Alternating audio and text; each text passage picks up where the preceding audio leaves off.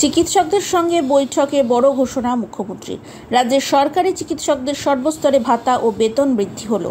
নতুন কাঠামোর কথা জানিয়েছেন Mamata Bandyopadhyay. Intern, PGT, junior, senior resident ডাক্তারদের বেতন ও ভাতা বেড়ে 10 থেকে 15,000 টাকা বাড়ানো হলো। ইন্টার্ন, পিজিটি, হাউস স্টাফদের ভাতা বাড়ানো হলো 10,000 টাকা, আর রেসিডেন্ট চিকিৎসকদের বেতন বাড়ানো হয়েছে 15,000 টাকা। সোমবার আলিপুরের ধনধান্য অডিটোরিয়ামে চিকিৎসকদের সঙ্গে বৈঠক করে তা জানিয়েছেন। আমরা আগেও জুনিয়র এবং সিনিয়র রেসিডেন্ট যারা ছিল তাদের স্যালারি আমরা বাড়িয়েছিলাম, বাট আরও কিছু বাড়ানো দরকার। তাই আমরা সিদ্ধান্ত নিয়েছি সর্বস্তরের সিনিয়র রেসিডেন্টদের স্যালারি আমরা 15,000 টাকা করে বাড়িয়ে দেব। ফলে ডিপ্লোমাধারী সিনিয়র রেসিডেন্টদের স্যালারি বর্তমান 65,000 থেকে বেড়ে হবে 80,000।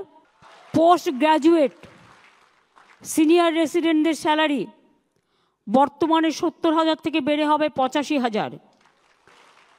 আর পোস্ট ডক্টরেট সিনিয়র রেসিডেন্টদের স্যালারি বর্তমানে 75,000 থেকে বেড়ে হবে 1 লাখ।